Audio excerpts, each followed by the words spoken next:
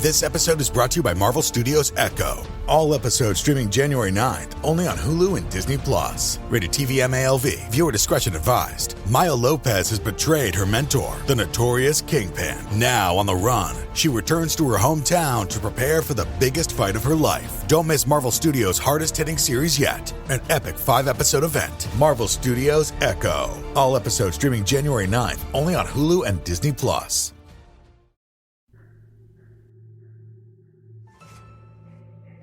Hello, and welcome to Scare You to Sleep. I'm your host, Shelby Scott.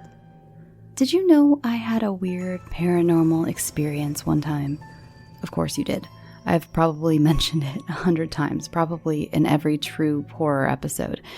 If you didn't know, and if you want to know the whole story, I was so lovingly asked by my incredibly talented and entertaining friend Sapphire to tell it on her podcast, Stories with Sapphire. The episode just came out this week and it is so spooky. The other tales on the show had me shaking in my boots. So go check out Stories with Sapphire wherever you get your podcasts for a little dose of paranormal realism from me. I don't have much else to say this week. My ADHD was acting up hard, and today I took a break because the neighbors were being loud, and 6 hours later I found myself scrubbing my entire couch. Then I realized I had way more left to do on the episode than I thought, and here we are at 2 a.m. on Friday morning. So remember to drink water and don't stop for a break and end up scrubbing your whole couch. It will totally throw off your day, I promise you. This week, the only issue I had, other than the couch scrubbing thing, was which of these stories to put first. They both have very different tones.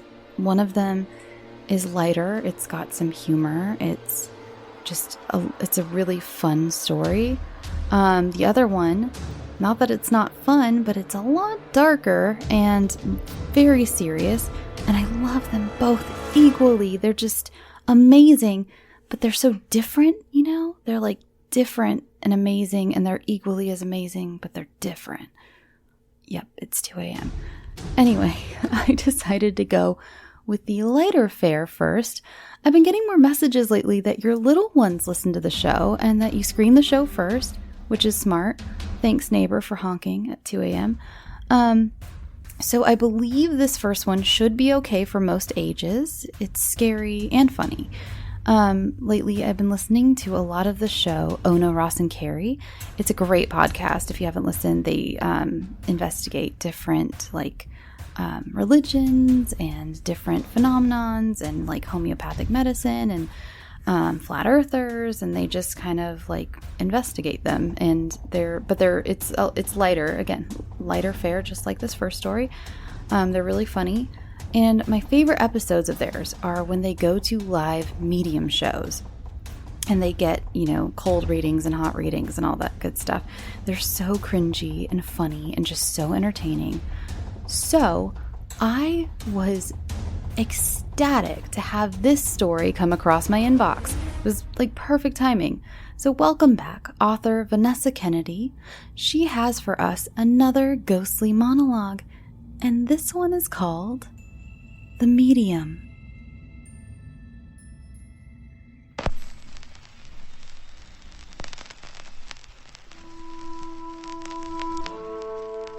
Hello? Is someone there?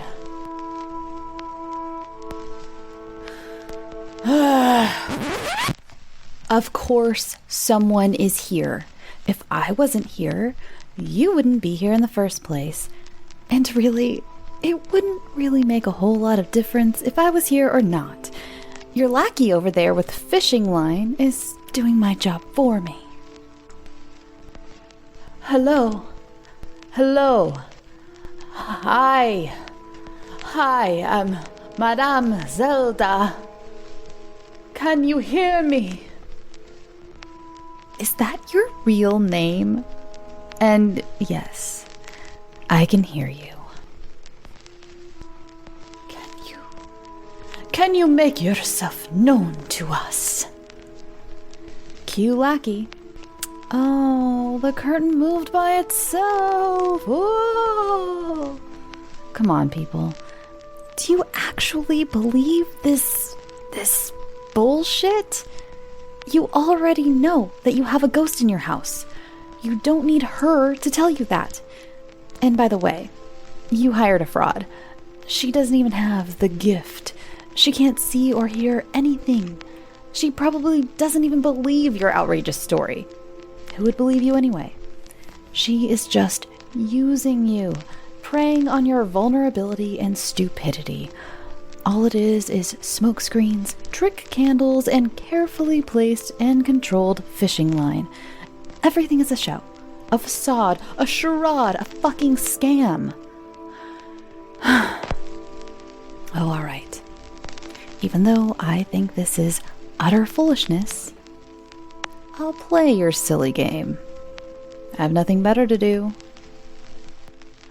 I am sensing a man. Try again. No. A woman. Very good.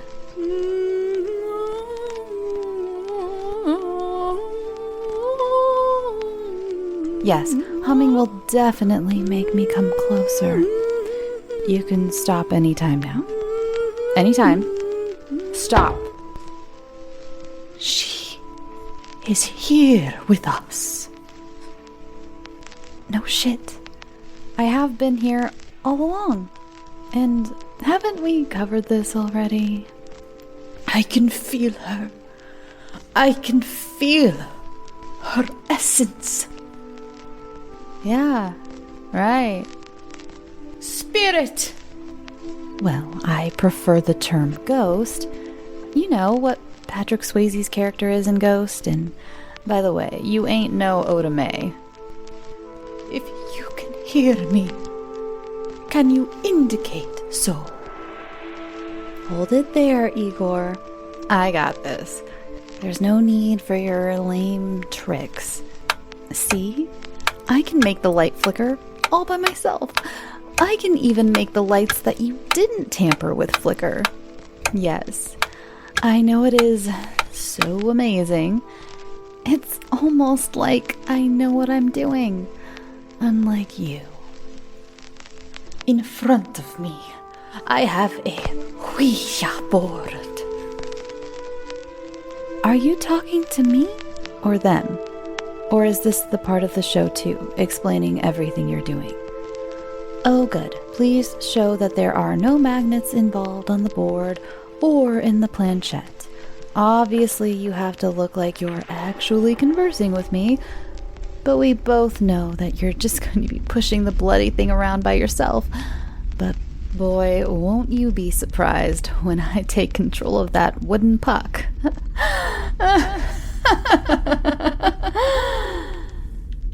With it, we are going to try to make contact. Oh, really? Isn't this so exciting? Not. Oh, yes. We must all touch the planchette. Good thing that they don't have a wide table. Really, again with the humming. Let's begin. Can you confirm for us that you are a woman? I thought you already determined that. But I'll play. Yes, it is me that is pushing it. Don't look so surprised. It's almost like you've never actually dealt with a real ghost before. There, you have your answer. Yes. Happy?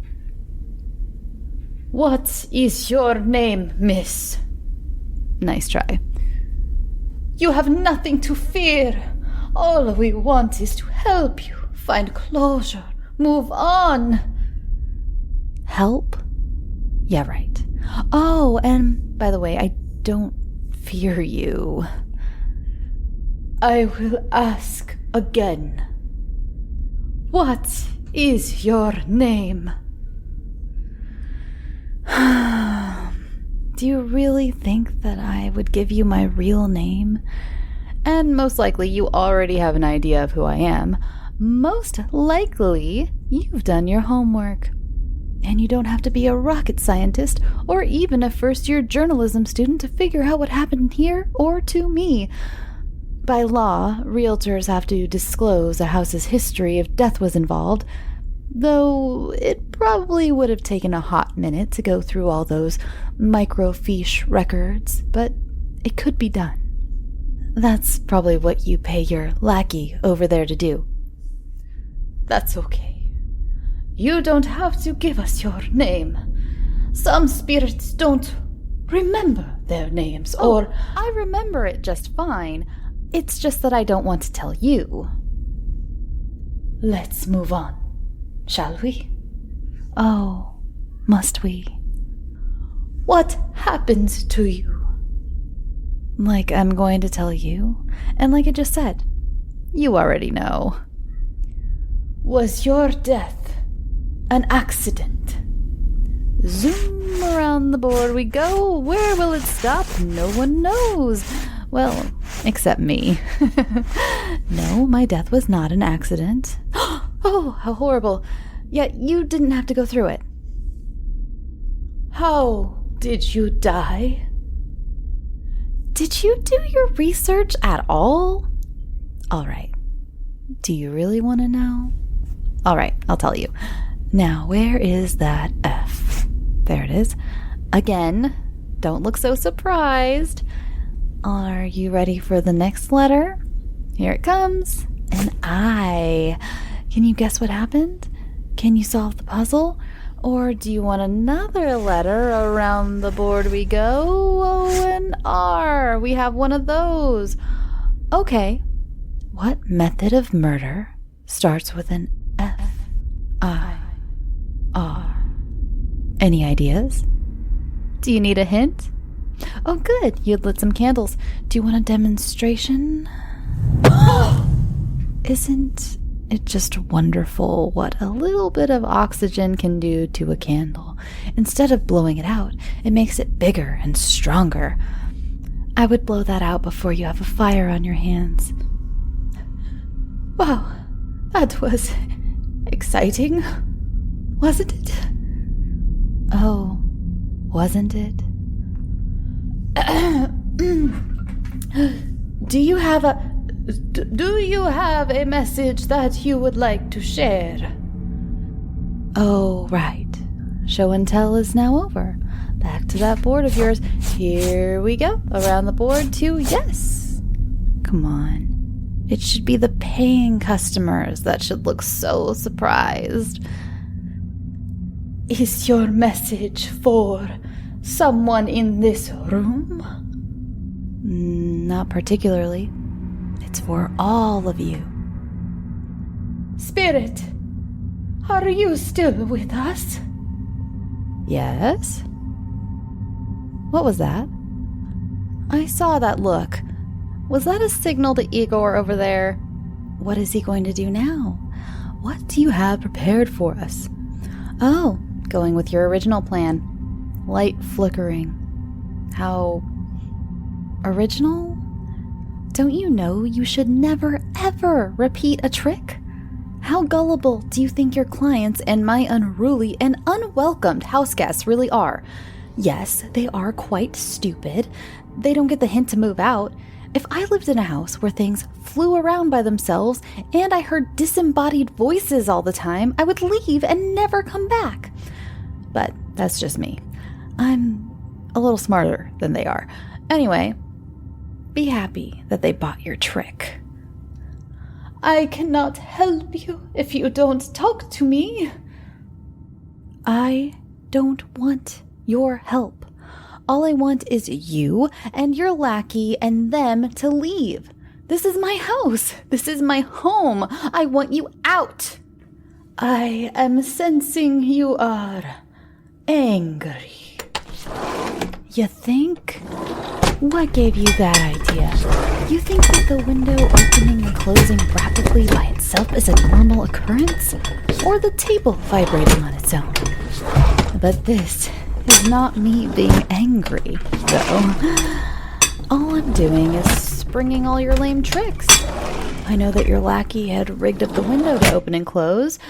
True, I don't think it was supposed to do that quickly and do it more than once. I think I may have broken your toy. And the table, well, that was just a simple cord wrapped around a table leg. That was actually quite ingenious. When the lackey shakes his foot, the movement will be carried along the string, and when it hits the table, the poorly constructed table will shake. But when I did it, I targeted the screws. Way more effective than just one leg. It gives a sense of the real thing. And isn't that what you're going for? The real thing? What's next? Come on. You must have something else tucked up those sleeves of yours. Not everyone is as gullible as these two. You must have something else, just in case they saw through your last few tricks. Like I did. In this industry, you have to be able to adapt and think on your feet. Come on. You have to be better than this. What are you getting paid to do? What are you gonna do now? Oh, come on. Is that really appropriate at a time like this? Are you kidding me? Are you having a seizure? As much as I wish. Oh, I get it. You're doing a possession. Very badly, if I might add. Don't you know, that isn't how it's done. The host doesn't seize like they're getting electrified and then go rigid. Come on, and anyway, if they look closely, they can see you're straining your muscles to stay still. It is quite clear that you are still in total control of your being. If you were actually possessed, your body would go limp in your chair and it would be held up by the intruding ghost. And by the way, it is quite a trip for both participants. First off, the host is in inner turmoil because they are no longer in control of their body or thoughts. They become an unlucky audience to it all. And for the ghost, let me tell you, it is not a nice experience either. You have to exert a lot of energy to even get into the host, and that is hard if you are inexperienced.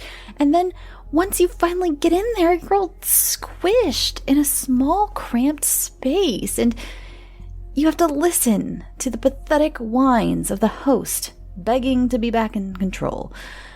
I usually don't do this, but for you, I will make an exception. Ready? Ready to begin? But first, I want you, Madame Zelda, to witness this. You aren't going to be the lucky one. One of your paying customers will be. What's wrong with her? What is wrong? Isn't this what you wanted? Didn't you want to speak with a ghost? And you, Madame Zelda, don't look so frightened. I can see the fear in your eyes. You weren't expecting this, were you? What do you want? I want you. All of you. Out!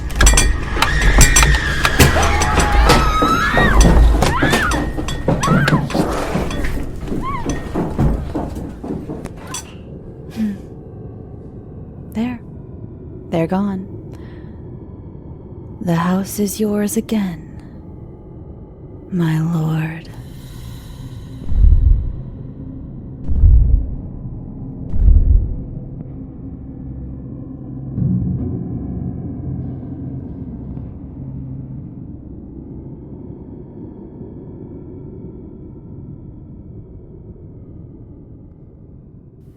And now for a little message from a brand spanking new podcast.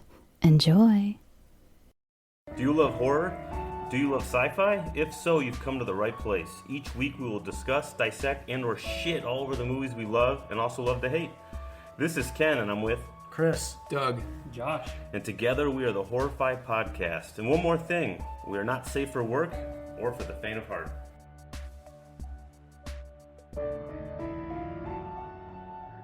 Hey there, it's the new year. You've got mood boards and resolutions, and work is back in full swing, and you don't need any extra stress in your life. And Factor's ready-to-eat meal delivery takes the stress out of meal planning and sets you up for success in the new year. Skip the grocery stores, prep work, and cooking fatigue. Instead, get chef-crafted, dietitian-approved meals delivered right to your door, with over 35 meals to choose from per week, including options like keto, calorie smart, vegan plus veggie, and more. Plus over 55 weekly add-ons. You'll have a ton of nutritious and flavorful options to kickstart your resolutions. Forget frantic lunch preps and rush dinners. Factor's 2-minute meals are your secret weapon in the new year. Fuel up fast with restaurant-quality meals, all delivered right to your door. Factor now offers loads of snack options like breakfast, smoothies, juices, snacks, and more to keep me going no matter what's on the schedule. Skip the overpriced takeout trap.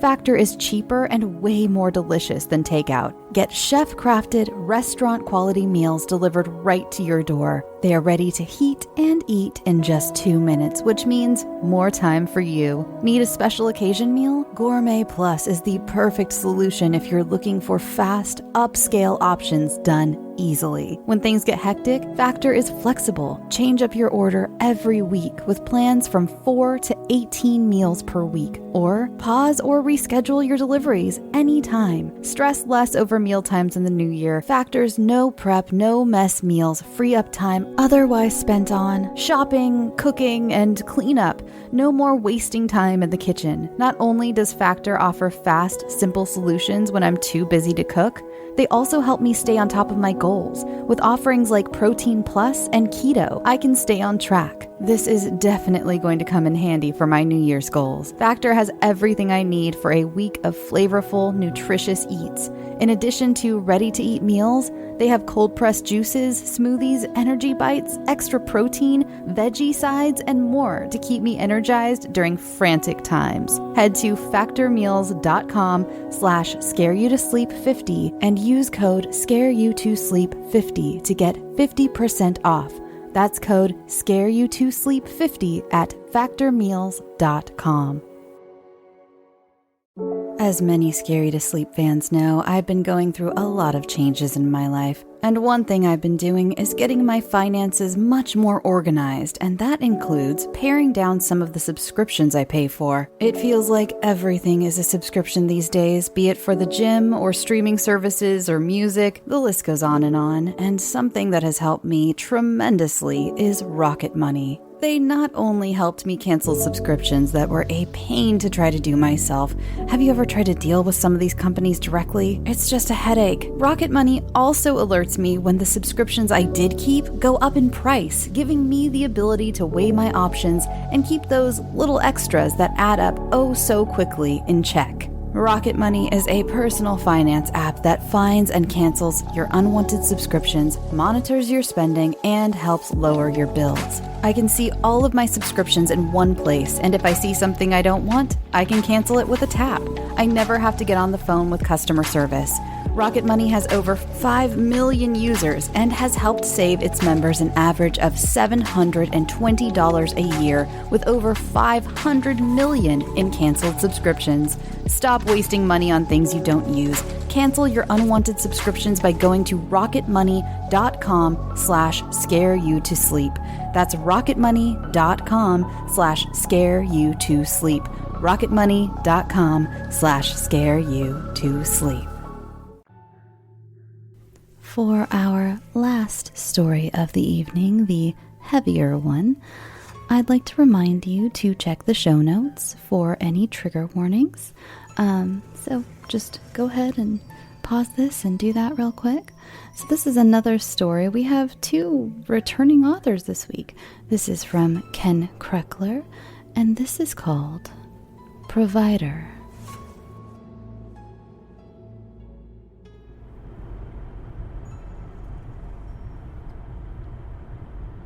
The lawyer's in the trunk when there's a heavy thump as the bumper hits something hard, and my knuckles go white on the wheel. I slam the brakes out of reflex, which everyone says not to do, so we skid for 5 seconds before I realized I've lost total control of the car. The shrill tire screech echoes into the silent night, and it's the most horrible sound in the world. Then we jolt back in our seats, and it's all over. The air is calm. The little hula girl on the dashboard is still dancing. For a long time, nobody says anything, but eventually, Stevie can't help himself. "Dude, what did you do?" My hands still clenched tight. I feel myself turn to look at him. Stevie, who still has one lit cigarette in his pale, shaky hand. I tell him I didn't do anything. Stevie unbuckles, sits up. He rolls down his window. It's the manual kind, so he makes a big show out of how much labor is involved. Leaning out, he says, "I think you fucked up the car, dude. There's smoke."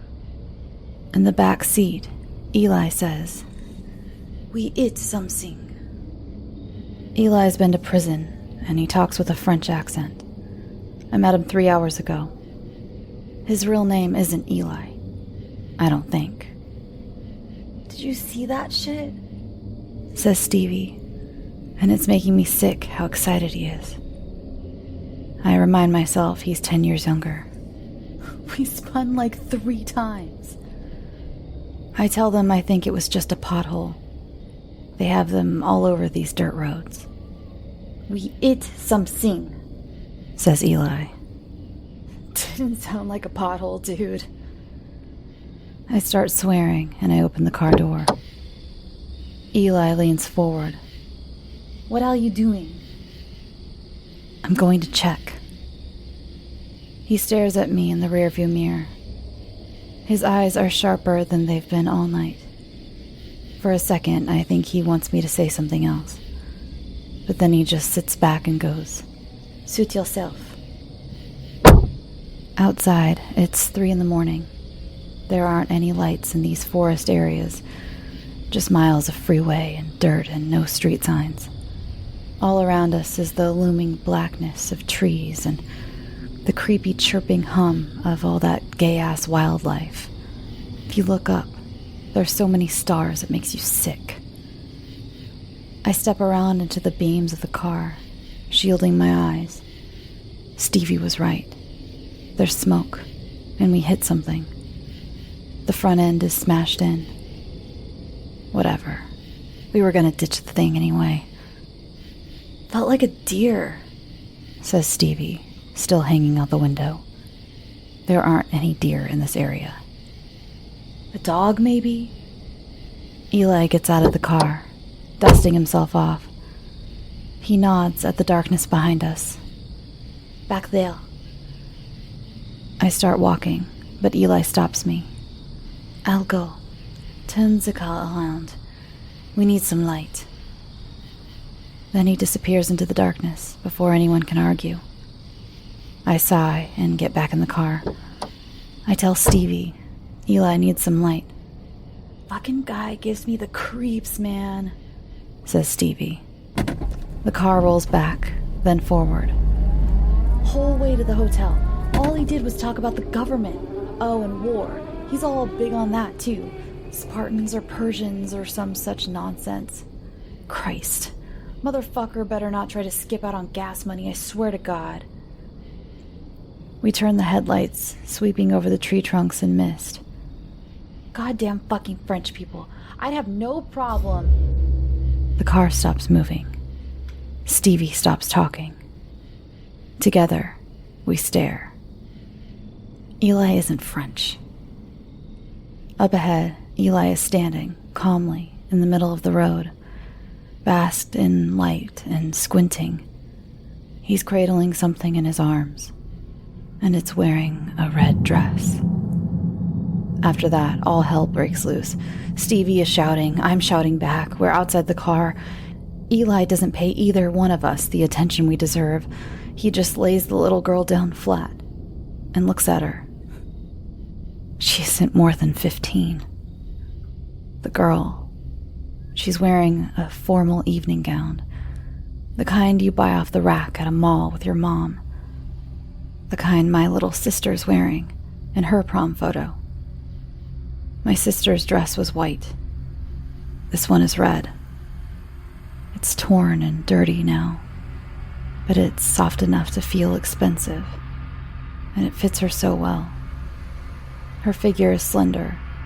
Her blonde hair is loose and wild, and her green eyes, looking up at us from the ground. They won't close. Not ever. Not ever again. The girl is dead, but you'd never know it, not just by a glance. Her limbs are there, all accounted for, and there isn't really much blood. No, you'd have to peer pretty close at that blank stare of hers to know anything was wrong. You'd have to pick her up to feel the way her bones sag inside her skin, to see the way her head twists and droops at awful angles. More than that, a live person, no matter how quiet or still, a live person just doesn't lay the way a dead one does. The girl is broken. She's over. She's done. The chick in the red dress. She's been dead at my feet for 9 minutes before the shock starts wearing off. I start thinking a little more clearly. So does Stevie. Eli's eyes haven't left the body. Not once. Stevie lights another cigarette and turns to me.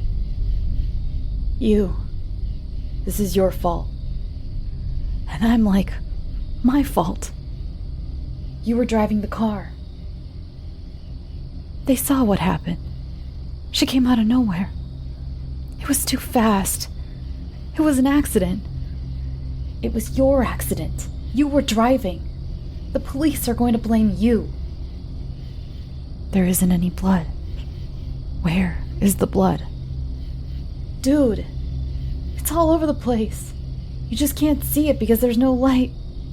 Touch her chest. She's spilling out everywhere. It's disgusting. I'm not going near that stupid bitch. Eli kneels down in the shadows, touches her gently, and shows me his fingers. All we need is one car to pass by and see us. Just one. What the hell was she doing out here? Asked Stevie. Middle of nowhere like this? And that dress looks fancy. Not what you'd wear on a midnight stroll. Yes, it's all very mysterious. We are very impressed. Maybe she's a hitchhiker. Maybe she's a ghost. Does anyone have a cell phone? Not on me, Stevie says. And then Eli says, we'll have to cartel up. There's a long, long pause. We cannot leave her here, says Eli, speaking slow, calm words in that accent I can't quite discern. That is against the rules. There must be a large mess or no mess at all. A large mess sends a message. A small one is unprofessional. Stevie cocks his head. What? There isn't enough room in the trunk. We have our bags in there. She stiffens by the second. Are you fucking serious? Eli is still looking at the girl. Just watching her. He keeps talking, and as he does, his voice starts getting soft, distant. Take off your belts. What for? Eli says. Take them off. Tell me why, and I will. I'm not your girlfriend, asshole. Tell the kids. What do you... They make for easy cleanup. Less scent for the dogs. Stevie starts laughing again. Dude, you're fucked up. Like in your head. You hear me? We're done here. The whole thing's been compromised now. There's a trail, man. There's a trail. You can go back to your guy and tell him the deal's off. We don't got shit to say to him or to you. Fuck the money. You tell him. And I look Stevie right in the eye. And I tell him to give Eli his belt. Stevie's like, what? I tell Stevie, like he said, there's a trail. Stevie's eyes go wide. You psycho.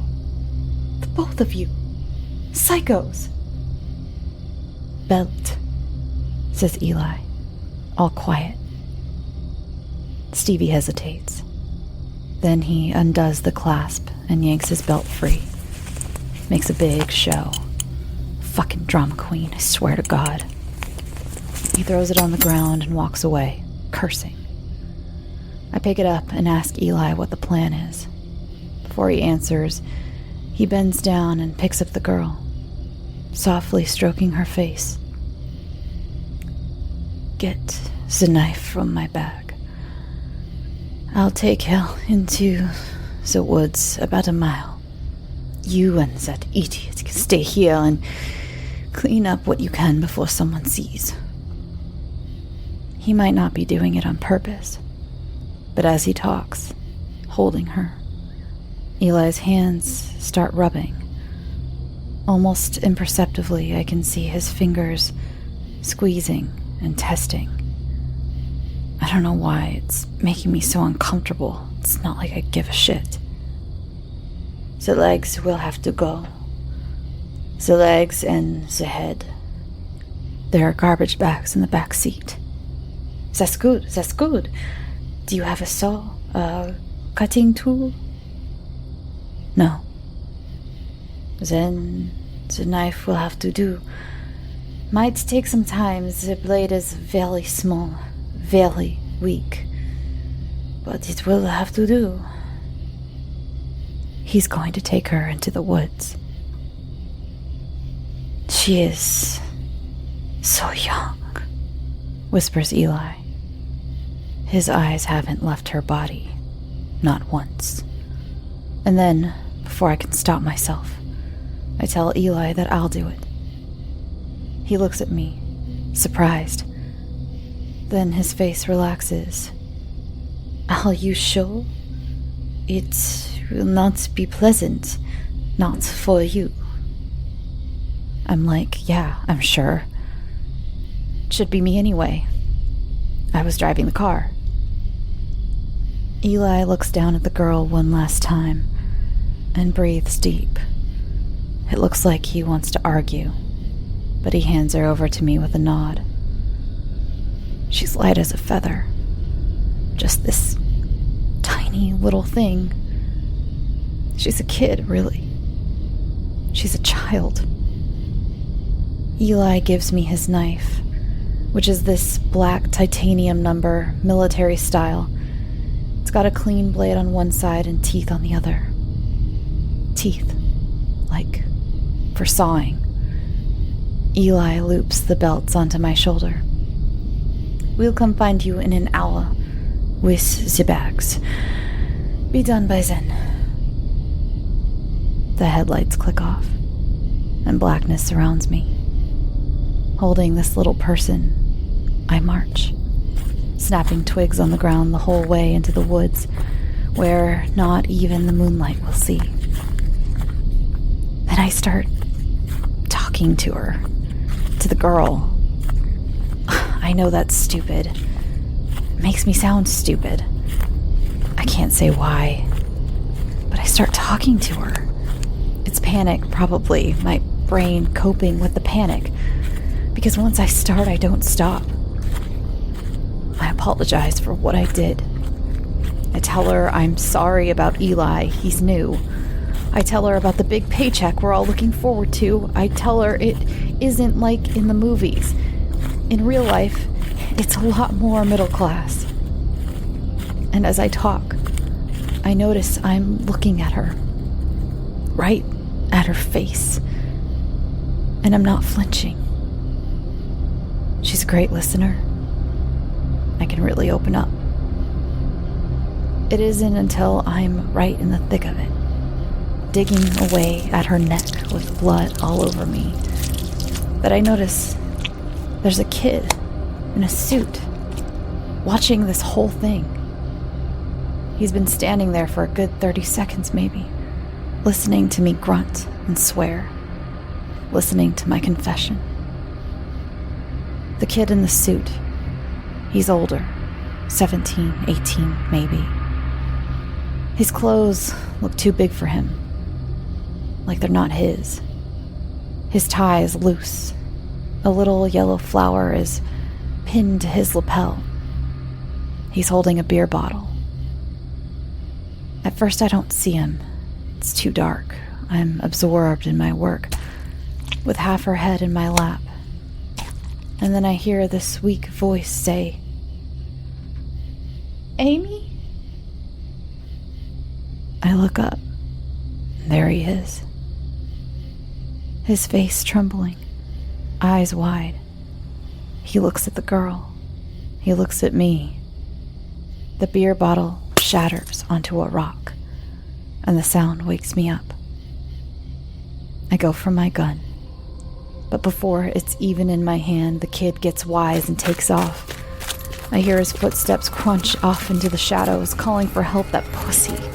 I'm on him in a heartbeat. There's a chase.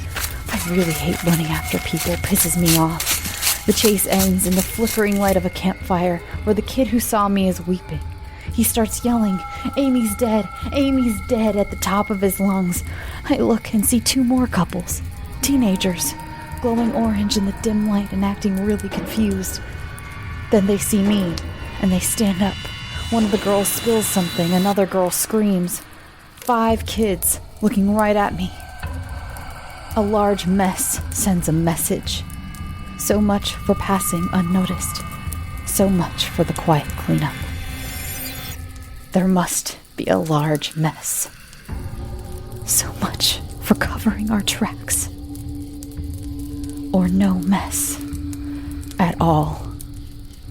The crybaby's wailing, trying to explain. I point my gun right at that little fucker's face, and I don't feel a goddamn thing.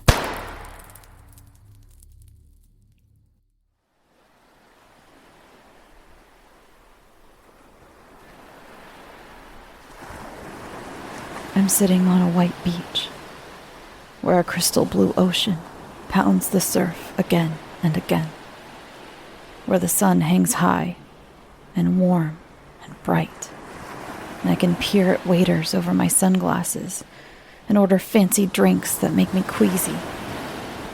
At night there's dancing, and beautiful girls sit next to me, and they laugh at all my jokes. My wife, Wanda, this is her favorite place. It was her favorite place before she'd ever been here. She spent 2 years learning Spanish. You should see her, talking to all the locals, imitating their customs, fitting right in. She's great. We have a daughter, Carrie. She's starting 6th grade next year, and we have another one on the way. I don't know for sure yet, but I bought a baseball mitt. Sue me. My girls deserve this. The vacation, I mean. They've been so great about everything. I haven't been around as much lately. Long trips out of town. I call them every night on the phone. But it's not the same. Everything comes out hollow, forced. I'm thinking about what I'm going to have for dinner. I'm sick of steak. I'm sick of seafood. What else? Something new, something exotic. I tell the chef to surprise me. Kicking at the waves, Carrie squeals. Daddy, you're not looking. Wanda is sitting by my side, talking on her cell phone. It's just like her. My wife. She talks on the phone all the time. Right now she's talking to her sister. Wanda tells her sister how in yesterday morning's paper there was an article about a horrible accident that occurred just 80 miles from where we live. A group of high school kids were murdered in the woods. They'd been out tailgating after the big school dance. And for real, they each turned up dead. Shot. One of them all butchered up. The TV started running stories about it on the news. Mothers and fathers holding picture frames and crying. The police were looking into all sorts of suspects. They had all kinds of theories, probably gang-related, they said. Probably some sort of crazy school rivalry. Kids today getting all hopped up on this or that till they don't even know what's what. Wanda tells her sister how terrible this world is, how violent and scary things have become. She says she can't believe something like this happened so close to home. What they don't discuss is the missing lawyer mentioned on 3B of the very same newspaper. There aren't a lot of details, but the article says the lawyer was in the middle of prosecuting a case when he just up and vanished one night. No note, nothing, just gone. They had to declare a mistrial. Certain people went back to jail and certain other people walked free. Normally, the designated parties would appeal or riot or whatever it is people do when they feel the system doesn't work and they've all been greatly wronged in some way. Typically, there would be marches and websites and columns and books. But now, that silly old trial seems boring. All those dull arguments and big words, all that jargon. Now there's something simpler, something fresh to worry about, something with sparkle, something with action and mystery, something they'll make a movie out of. The last thing anyone cares about is a lawyer. In the distance, I can see my daughter building a sandcastle. She plays in the water, barefoot, spinning in her little red sundress. Wanda is saying how she finds the criminal mind fascinating, and she sips at the big fruity cocktail I paid for.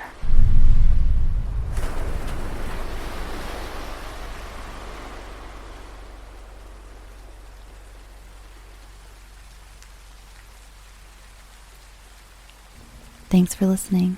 I hope you enjoyed this week's stories. Remember to go check out the Horror-Fi podcast. I'll put a link in the show notes. They are brand new, so get in early. Spread the news, Be one of those people like, oh, you haven't heard of the Horror-Fi podcast yet? Let me show you. Anyway, let's move on to Patreon shoutouts. I didn't do them last week because I didn't do an outro because you remember, I was at my parents' and I had a different microphone, and it's funny, I was afraid to do an outro just because I was really afraid that microphone was terrible, or I wasn't sure how it was going to turn out, and I got one message saying that they super preferred that microphone for the intro, and I can see why. If you prefer it, you probably have a tinge of you would enjoy some ASMR. Man, I talk about ASMR all the time. But it's true. That's kind of what the show was based around. I got inspired by ASMR, but that mic, a lot of ASMR artists use that one.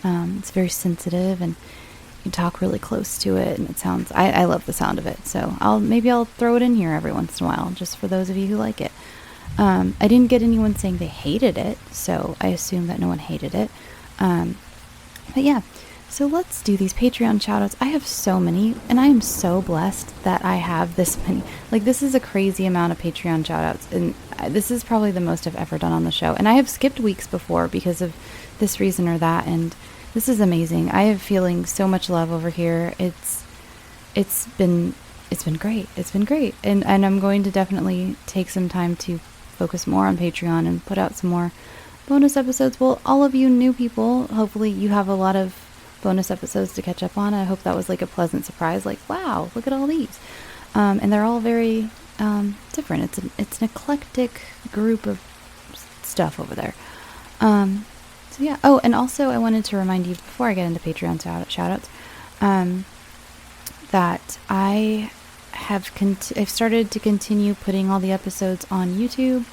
I started back in, I believe, March, and then I took some time off just because it takes forever to upload everything to YouTube. I know what YouTubers are talking about now when they're like, it takes forever to upload.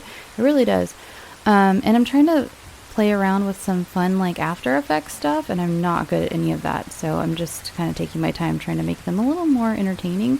So if you would prefer YouTube, or you have friends who only like listen to stuff on YouTube, they're slowly all getting on YouTube, so that's cool. I'm really looking into starting to do maybe some video stuff that will be available on YouTube. I'm really excited about that. And yeah, so let's get into it. So a big, huge welcoming hug to all of the following. Let's see how well I do. Nelson Fontanes, Marilyn Matza, Michael Hilliard, Teresa Ellis, Tess O'Hara, Jean McCormick, Karen Lorento, or Corinne, I'm sorry. Here, it's already happening. Austin and Leah Cooper, or Austin Leah Cooper. It shows up weird when I get these emails, so I'm so sorry if every once in a while your name gets kind of butchered. Patreon just sends them as you type them in, so if it's Austin and Leah, or it's Austin Leah, I'm not sure, but thank you.